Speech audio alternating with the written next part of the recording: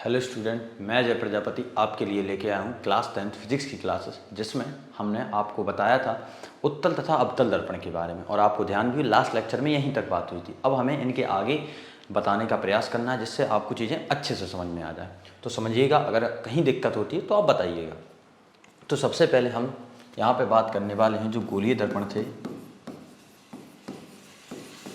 गोलीय दर्पणों से संबंधित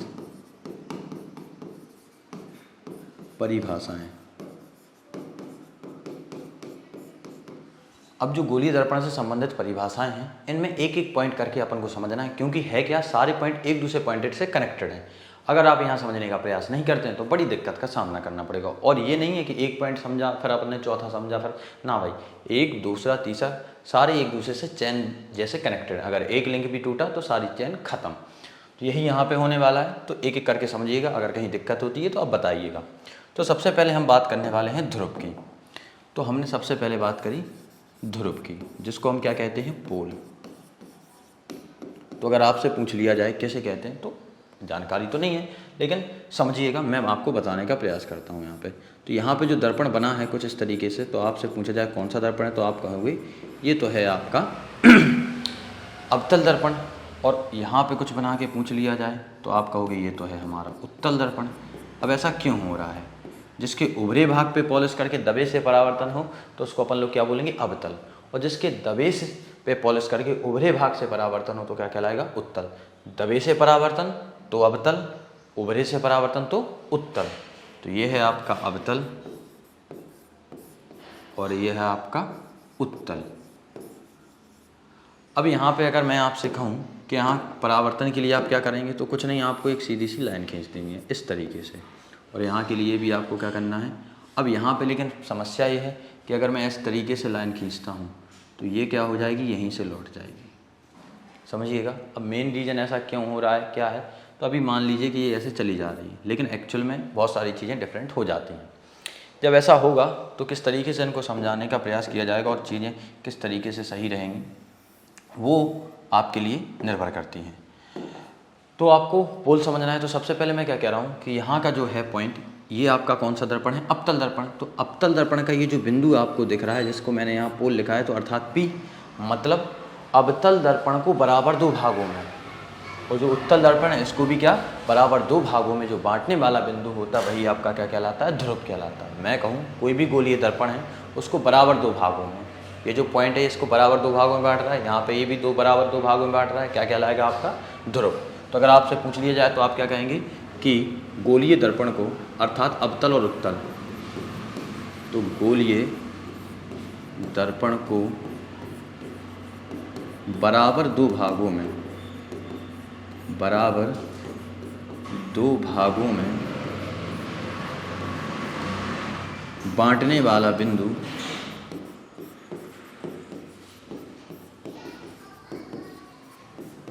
क्या कहलाता है, ध्रुव कहलाता है। अगर पूछ लिया जाए काहे से प्रदर्शित करते, तो मैंने पहले ही लिखा है, तो आप कहेंगे इसको काहे से प्रदर्शित करते हैं, कैपिटल P से प्रदर्शित किया जाता है।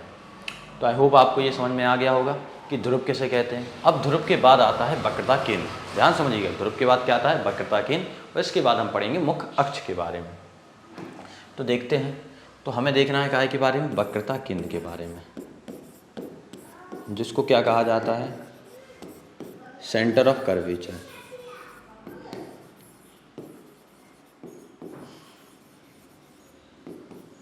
अब जो सेंटर ऑफ कर्वेचर है, केंद्र, तो यहाँ एक चीज़ आपको समझ रही है में आ रही होगी कि बेसिकली हमें बात काहे की करनी है, केंद्र की। तो अगर मैं यहाँ पे अवतल दर्पण बना दूँ कुछ इस तरीके से, और आपसे पूछा जाए कि भैया बताइए, तो आप कहेंगे पहली बात तो ये गोलीय है। अब इसके केंद्र की अगर बात करनी है तो इस तरीके से नहीं, आपको पूरा बनाना पड़ेगा। तो आप ठीक है, आपकी बात मान लेते हो, भैया ये पूरा बना दिया जाता है। जो इस तरीके से अब ये पूरा है, तो इसका केंद्र कहाँ होगा, आपसे और मुझसे पूछा जाए तो आप तो यही बताएंगे कि यहाँ पे होगा।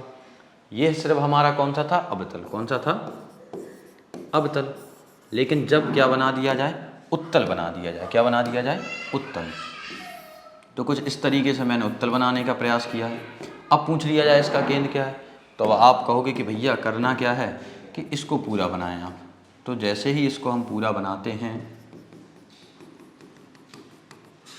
तो इसका केंद्र कहाँ पे आने वाला है, यहाँ पे आने वाला है। जब इसका केंद्र यहाँ पे आएगा और इसका केंद्र यहाँ पे आएगा तो इसी तरीके से आपको इनकी डेफिनेशन भी समझ में आ जाएंगी। मतलब किसी भी आकृति की अगर आपसे केंद्र की बात करें, जैसे इस तरीके की आकृति, तो आप कहोगे इसके मध्य में। अगर इस तरीके की आकृति आपको दे दी जाए तब भी आप कहोगे इसके मध्य में। मतलब दोनों परिस्थितियाँ मध्य की भी स्थिति आ रही। तो यहाँ पे जो गोलीय दर्पण था हमने पहले उसको पूरा बनाया, फिर उसके मध्य भाग को खोजने का प्रयास किया और कुछ इस तरीके से हम खोजने में सक्षम हो गए। लेकिन जब आपसे पूछ लिया जाए कि भाई इसको परिभाषित कैसे करोगे, डायग्राम से तो काम चलेगा नहीं, तो बिल्कुल ध्यान से समझिएगा। गोलीय दर्पण कांच के जिस खोखले गोले का कटा हुआ भाग, मतलब ये जो भाग आप देख रहे हैं ये कैसे हैं, कटे हुए भाग हैं ये, और इन कटे हुए भागों को हमने पूरा बनाने का प्रयास किया है। तो जब पूरे बना दिए हैं, लेकिन है तो कटे हुए भाग, और किसके हैं, गोलीय दर्पण के। तो गोलीय दर्पण कांच के जिस खोखले गोले के कटे हुए भाग होता है उसका केंद्र ही क्या कहलाता है, वक्रता केंद्र। ध्यान समझिए मैं क्या कह रहा हूँ, गोलीय दर्पण कांच के जिस खोखले गोले का कटा हुआ भाग होता है उसके केंद्र को ही क्या कहते हैं, वक्रता केंद्र। तो यहाँ पे लिख देता हूँ आपकी सहूलियत के लिए कि गोलीय दर्पण कांच के जिस खोखले गोले का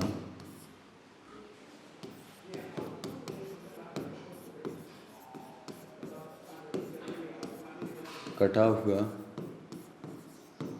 भाग होता है उसके केंद्र को ही क्या कहेंगे, उसके केंद्र को ही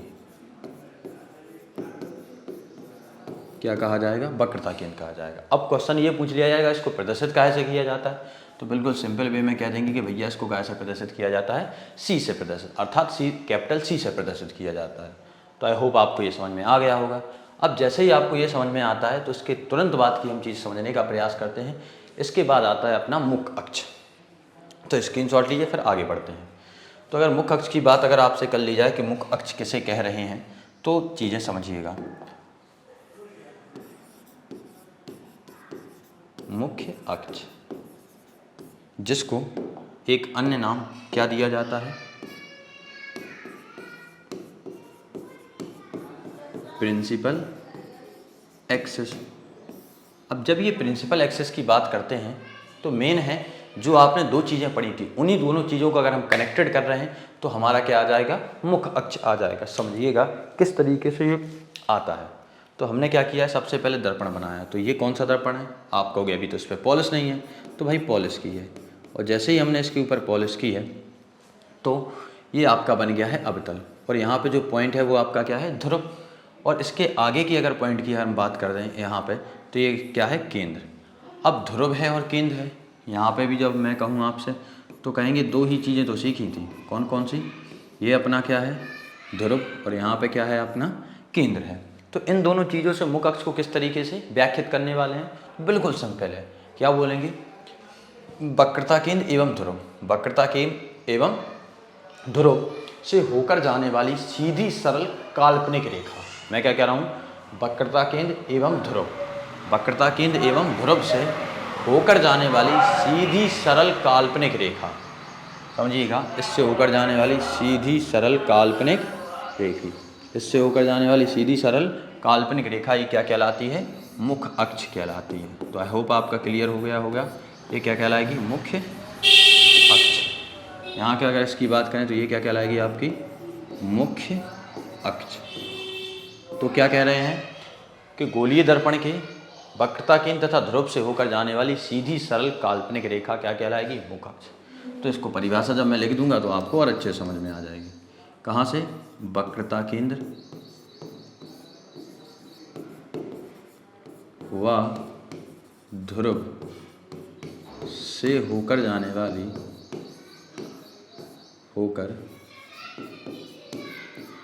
वाली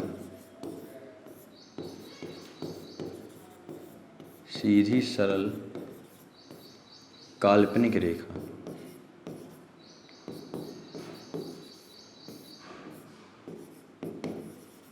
जो रहेगी वही आपकी क्या कहलाएगी, मुख्य अक्ष कहलाएगी। अब आप कहोगे इसको प्रदर्शित, तो भाई रेखा को कोई प्रदर्शित करने का कोई मेन मोटो नहीं है, या आप ये नहीं है कि किसी सिंबल से सीधी रेखा है प्रदर्शित से, सीधा क्या कहेंगे, कहाँ से, मुख्य अक्ष से। अगर कभी कोई पूछ लेता है, बाकी चीज़ें तो सही हैं। तो आई होप आपको ये भी समझ में आ गया होगा। अब हम इसके आगे बढ़ने का प्रयास करते हैं।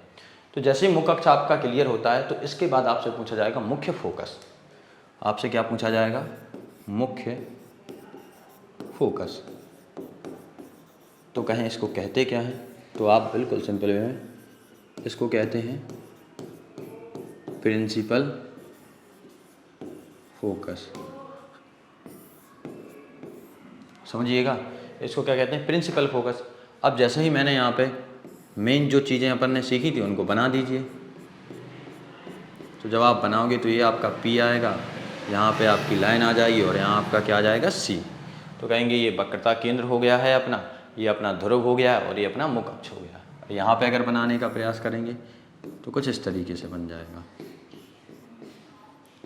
कि ये अपना क्या हो गया? P, ये आपका वक्रता केंद्र हो गया और आपका मुख्य अक्ष हो गया है। अब हमें बात करनी है मुख्य फोकस की। तो मुख्य फोकस के लिए आपको पता होना चाहिए समांतर किरणें, जो मैंने आपको पहले ही बता दी थी। तो मैंने क्या बताया था आपको कि इनकी बीच की दूरी समान होती है तथा एक दूसरे को ये कभी काटती नहीं है। तो यहाँ पे भी कोई एक ऐसी किरण डालनी है जो क्या रहे? समांतर है और जिसकी बीच की दूरी। तो यहाँ से मैंने एक समांतर किरण डाली और यहाँ से भी मैंने क्या है? एक समांतर किरण डाली।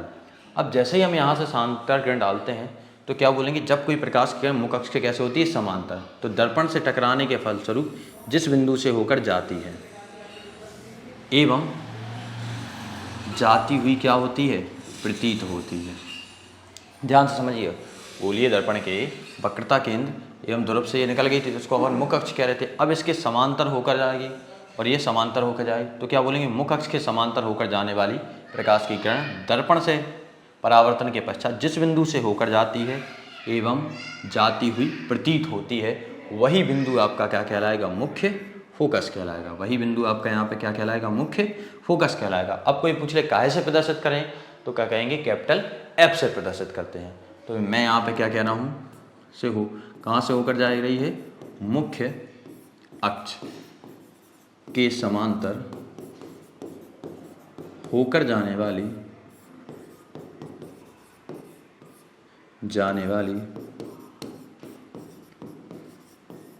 प्रकाश की किरण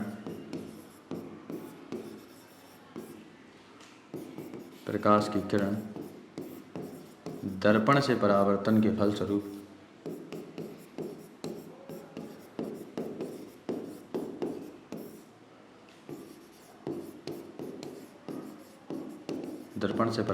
फलस्वरूप एक बिंदु से होकर जाती है। क्या बोलेंगे? होकर जाती है या जाती हुई प्रतीत होती है। क्या होती है? जाती हुई प्रतीत। अब पता कैसे चला है कि यहाँ पे जा रही है और यहाँ पे जाती हुई प्रतीत हो रही है? तो जब भी आपको सीधी लाइन मिले तो आप समझ लीजिए क्या हो रही है? जा रही है। और जब भी कुछ इस तरीके की लाइन मिले तो समझ लीजिए क्या हो रही है? प्रतीत। मतलब डॉट डॉट लाइन मिले इस तरीके से तो आप क्या कह देंगे? प्रतीत होती। तो यहाँ से जा रही है और यहाँ से क्या हो रही है? जाती हुई प्रतीत हो रही है। अब आपको ये तो समझ में आ ही गया होगा, जब कोई प्रकाश के मुख्य अक्ष के समांतर जाए और दर्पण से टकराने के फलस्वरूप जिस बिंदु से चले जाए या जाती हुई प्रतीत हो, क्या कहलाएगा? मुख्य फोकस। क्वेश्चन ये आएगा कि इसको प्रदर्शित काहे से करते हैं? तो भैया इसको कैपिटल F से प्रदर्शित करते हैं। दोनों जगह मैंने लिख दिया है, तो आप जल्दी से इसका स्क्रीनशॉट लीजिए, फिर हम आगे बढ़ने का प्रयास करते हैं। तो आई होप आपने ले लिया होगा इसका स्क्रीनशॉट। अब देखते हैं। अब यहाँ पे कुछ दूरियों की चर्चा होने लगती है कि कौन सी दूरी क्या है, यहाँ से यहाँ तक की दूरी क्या है, यहाँ से यहाँ तक की दूरी क्या है। तो समझिएगा, तो मैं आपसे कह रहा हूँ सबसे पहले बात करेंगे फोकस दूरी की। फोकस दूरी जिसको हम क्या कहते हैं? Focal length. फोकस दूरी है जिसको हम क्या कहते हैं? फोकल लेंथ कहते हैं। तो होगा क्या? जैसे मैंने आपको सबसे पहले बनाना है दर्पण, तो भैया मैंने दर्पण बनाया, इसके पॉइंट जो भी थे मैंने लिख दिए, P लिख दिया है, F लिख दिया है और C लिख दिया है। अब कहेंगे फोकस दूरी किसे कहेंगे? तो गोलीय दर्पण के ध्रुव, ध्यान समझिए क्या बोलेंगे? गोलीय दर्पण के ध्रुव तथा फोकस के बीच की दूरी क्या कहलाती है? फोकस दूरी कहलाती है। ये किस में हो गई? अवतल में। अब उत्तल में क्या कहेंगे? डिट्टो सेम यहाँ उत्तल में कहना है आपको कि यहाँ पे जो आपका P है, ये आपका F है और ये आपका सी है। तो इनकी जो बीच की दूरी रहने वाली है वही क्या कहलाएगी, फोकस दूरी। तो क्या बोलेंगे, गोलीय दर्पण के ध्रुव, ध्यान समझिए, गोलीय दर्पण के ध्रुव व फोकस के बीच की दूरी क्या कहलाती है, फोकस दूरी कहलाती है। अब वही पुराना क्वेश्चन के इसको प्रदर्शित कैसे करते हैं, तो इसको स्मॉल एफ से प्रदर्शित करते हैं। कैसे प्रदर्शित करते हैं, स्मॉल एफ से प्रदर्शित करते हैं। तो आई होप आपको ये समझ में आ गया होगा। अब फोकस दूरी के बाद आपसे पूछा जाएगा कि वक्रता जो त्रिज्या होती है इसे कैसे प्रदर्शित करते हैं और ये होती क्या है, वक्रता त्रिज्या, तो जिसको हम क्या बोलेंगे, सेंटर ऑफ कर्वेचर।